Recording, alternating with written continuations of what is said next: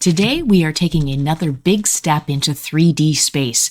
You've learned how to describe a line using vectors, parametric equations, and symmetric forms. You've also learned how to do the vector and parametric equations that describe a plane. Today, we're going to level that up and we're going to describe the plane in a different way. Just as a reminder, a plane is a flat two-dimensional surface like a giant sheet of paper that stretches infinitely in all directions within 3D space.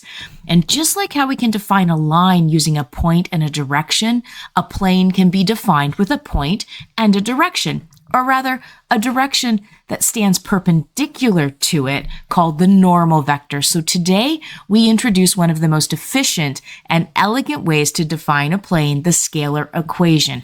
It's the 3D version of a linear equation, except now, instead of just x and y, we include z in that equation. And I'm going to give you a sneak peek of what that looks like. So it looks like ax plus by plus cz plus d equals 0. I think you can see the similarity. And this instantly describes all 3 points that lie on a specific plane. So today, you're going to learn what the scalar equation of a plane means. We'll look at it a little bit geometrically, but mostly algebraically. You're going to look at how it's built from the normal vector and a point on a line. You're going to go from vector to scalar form and back again. And then we're going to eventually look at how to use this equation to solve problems, check if points lie on planes, and understand that orientation in space. So planes show up in physics, like you know, in architecture, in 3D modeling, and robotics. And by the end of this lesson, you'll know how to define one with precision. So if ax plus by plus c equals 0 represents a line in 2 dimensions, does ax plus by plus cz plus d equals 0 represent a line in 3 dimensions? Well, an easy way to see this is to try an example, and that's what we're going to do right now. So let's take x plus y plus z plus 1 equals 0. And let's pick a value for one of these variables. So let's just say z is equal to -1. So if it's a line, there can only be one x and y value that matches this z value to make the whole equation equal 0. So if we were to put -1 where the z is, I think you can see then -1 plus 1 would equal 0. So what x and y values will work for that? Well, we could have x equals 2 and y equals -2. That would work. Or we could have x equals 3, y equals -3. Heck, we could even have x equals -3, y equals 3, and it would still give us the same result. And the bottom line is there actually are an infinite number of values that are going to work with this. So think back to what we said about a plane. There are an infinite number of points on a plane, and that's your clue to what's happening here. So x plus y plus z plus 1 equals 0 cannot represent a line, which means that ax plus by plus cz plus z equals 0 also can't represent a line. It actually represents a plane in 3D space. Okay, so this idea that ax plus by plus cz plus d equals 0 is actually what we're going to look at today, and that's the scalar equation of planes. So let's see if we can show that ax plus by plus cz plus d equals 0 is the equation of a plane that has a normal ABC. So let's start with a picture. It's easiest to represent a plane if we just draw it as a parallelogram. So you can see, I'm just going to make this a little bigger. You can see down here, we just have this parallelogram here. And it extends infinitely in all directions outward, like a giant piece of paper that's infinitely big. And each plane can only have one normal. The normal, remember, is perpendicular to every single point, every single line, every single place on this plane. Now, the normal itself can go anywhere on the plane, but it's always going to be perpendicular. So I could move it around anywhere on here. I could move it over here. It would still be perpendicular. I could move it over here. It would still be perpendicular. It doesn't matter where I move it. It's still going to be perpendicular. So we can say that if there's a specific point on a plane, that would be P naught, and it has coordinates x naught, y naught, z naught, and this is just a given point. We're going to say we can put any other point on there, let's say point P, x, y, z, and it can be anywhere on the plane. So what do we know about two lines, the two lines that are pictured here? Well, we know that normal is perpendicular. So that means that we would have our normal vector dot product with our P naught P line segment will equal 0. If they're perpendicular, then the dot product equals 0. So let's write it out. So our normal vector is our ABC. So we have ABC, and we're going to dot product that with P naught P. We're just going to use what we know is x minus x naught, y minus y naught, and z minus z naught. And we're going to set that all equal to 0 because that's what it's going to equal. If they're perpendicular to each other, the dot product will equal 0. So we can multiply this out since it's dot product. So I'd have a times x and a times minus a times x naught. So I'm just going to multiply it out. So ax minus ax naught plus b times y minus b y naught plus cz minus cz naught, and all that is going to equal 0. Since we're just adding and subtracting terms, we can change the order. So let's put it in a little bit different order. Let's do this. Let's say we have ax plus by plus cz minus I missed one. minus ax naught minus b y naught minus c z naught equals 0. And so we can rearrange it. We can start we can start with this here. Okay, so we're going to start there and put the rest of it at the end. So we've put the A, B, C at the beginning and the rest of it at the end. So remember, A, B, and C, these are just numbers. They're actually just numbers. So the only variables that we have are our X, Y, and Z, because A, B, C are just numbers. And there's a defined normal. That's our ABC. And we've picked some point, X, Y, Z. So A, B, and C are numbers. X naught, Y naught, and Z naught are also just numbers. This was a point. We know where it is. That means that the entire bit at the end, this bit here, is just a number. And since they are all individually numbers, if we do an operation with them, we also get a number. And I don't really want to have to write 6 different letters to represent one number, so let's just represent it with a single letter, and we're going to represent that with the letter D. So what we're left with is ax plus by plus cz minus d, which is representing all of this here, equals 0. And this is not, in fact, a line in 3 dimensions. It is a plane. Not only is it a plane, but it's a plane with a normal of ABC. The nice thing about the scalar equation of a plane is that there's only one scalar equation for a plane, whereas there are an infinite number of vector equations. A vector equation, like what we saw in the last lesson, was really just 2 directions and a point. There's an infinite number of lines on a plane, so I could have any 2 directions that lie on that plane, there's not just one I can pick. There's an infinite number.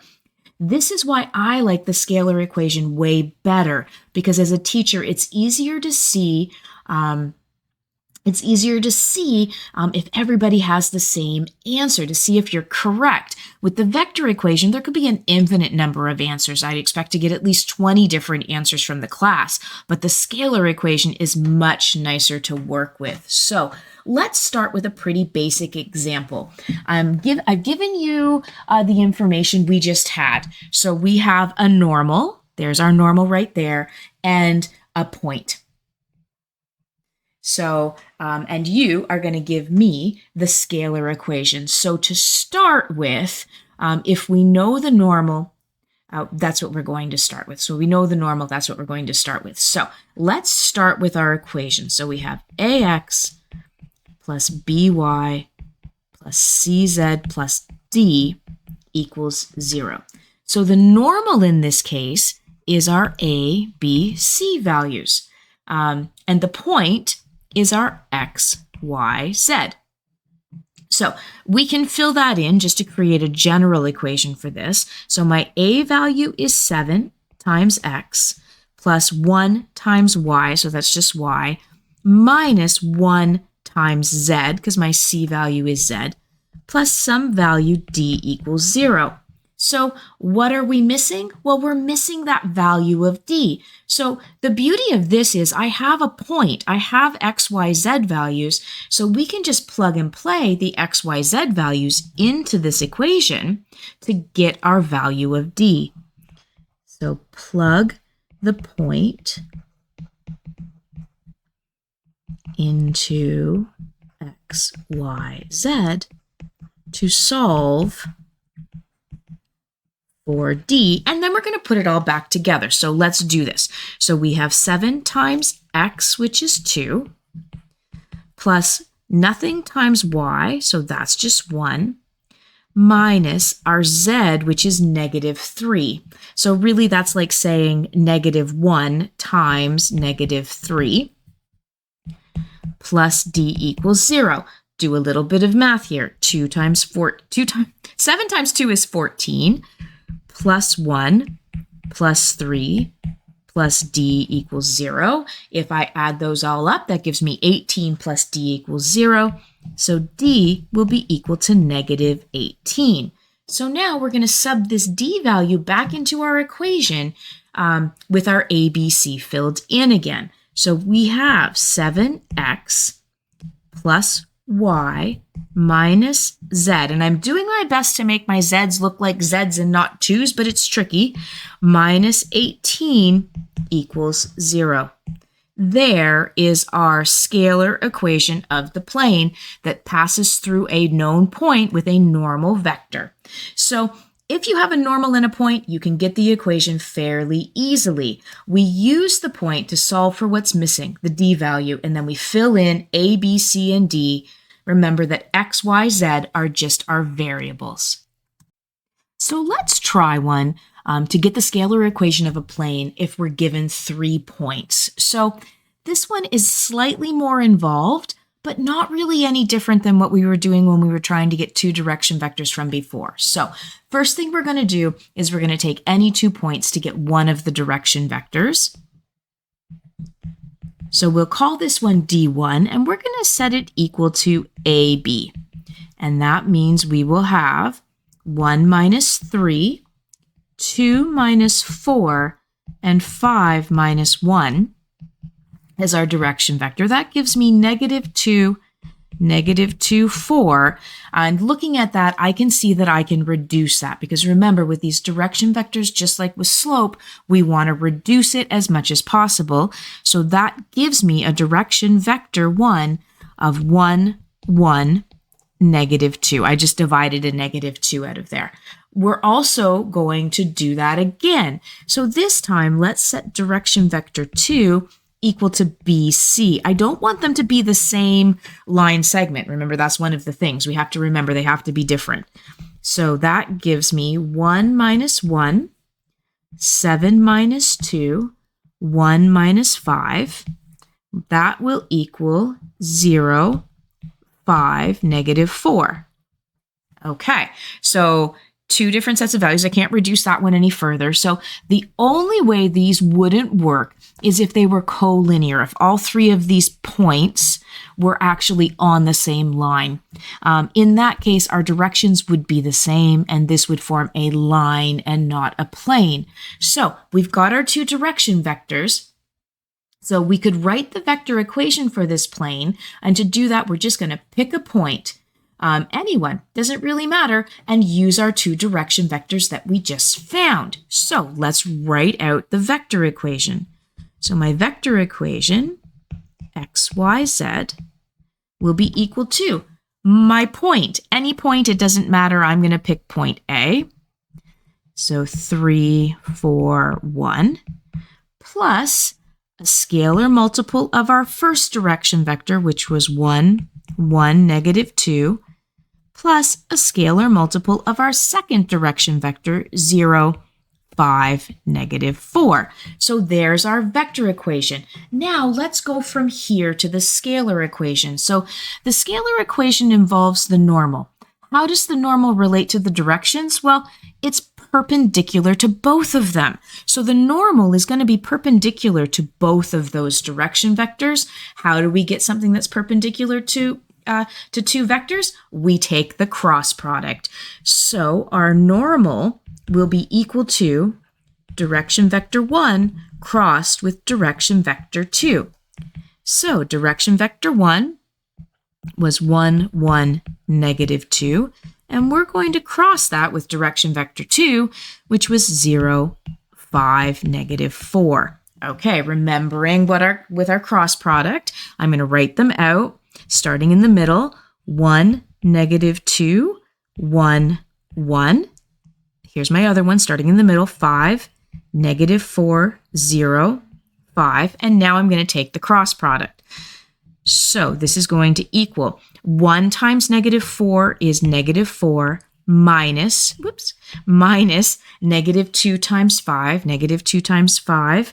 So we have minus negative 2 times 5, which is negative 10. Then I have negative 2 times 0, which is 0, minus 1 times negative 4. And then I have 1 times 5, which is 5, minus 1 times 0. So when we do the math on that, we get a normal that is equal to 4 minus negative 10 is actually 4 plus 10. That gives me 6. 0 minus negative 4 is positive 4. And 5 minus 0 is just 0. So now we have our normal vector.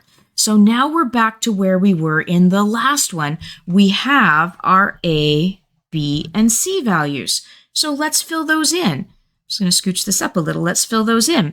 So we have 6x plus 4y plus 5z plus some value d equals 0. We're going to take any one of those points and sub it in to solve for d.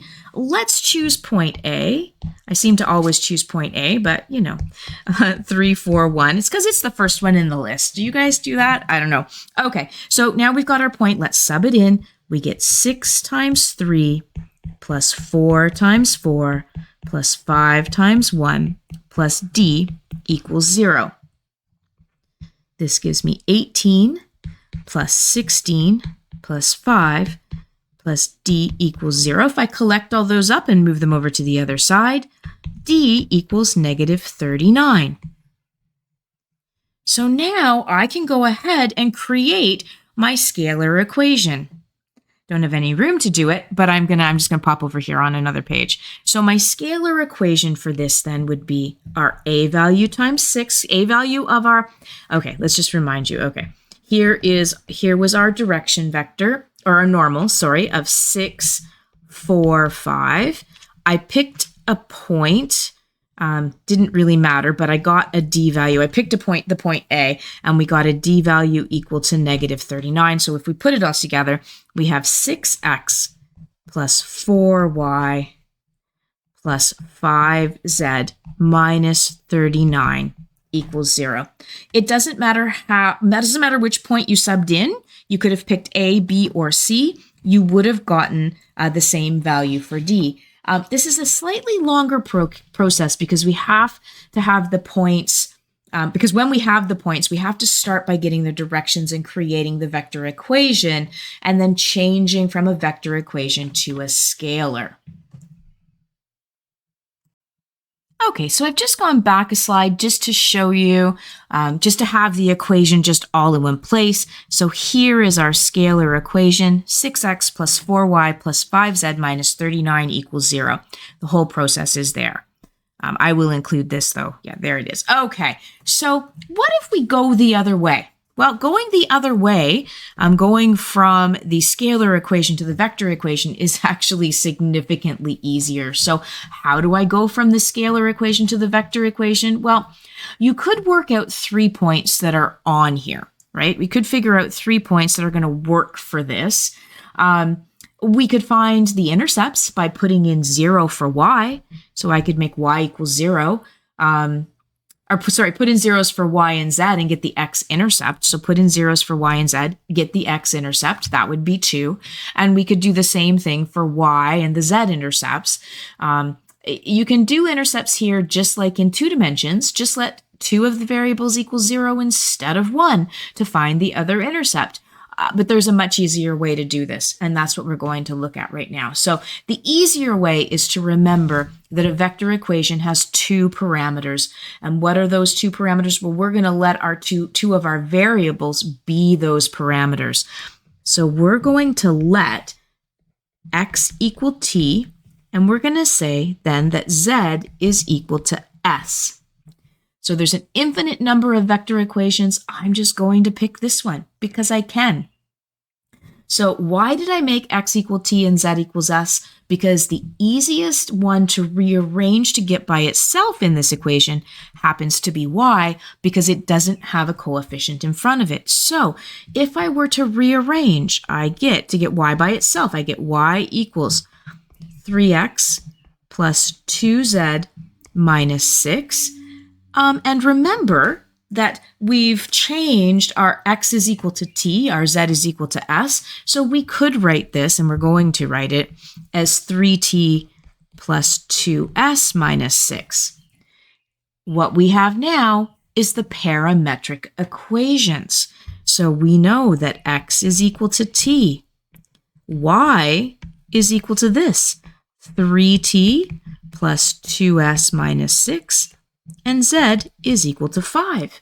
If I want to write a vector equation, I just separate my points, my t's and my s's, my x and my z's have no constants. So if we take a look at this, we can write our vector equation, x, y, z, is equal to our point. So if we take a look at these, we don't have the only value that we have up here.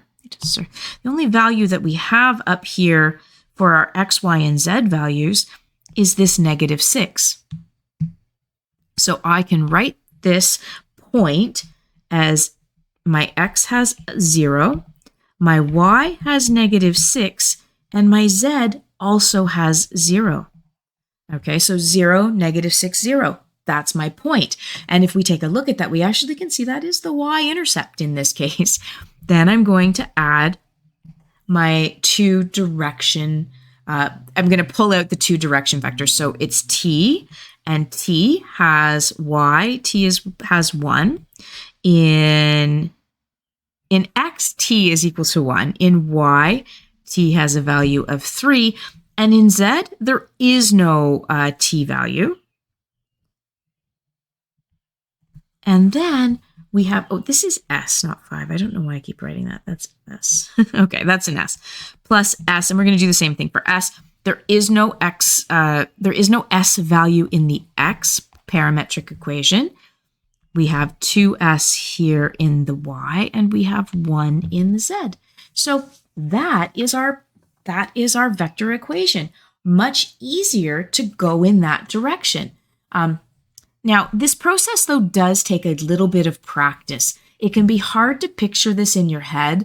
The trick with some of these questions is to think, does it make sense? What would it look like? So what I want you to do, and as promised in the last lesson when there was no homework, I want you to do some practice.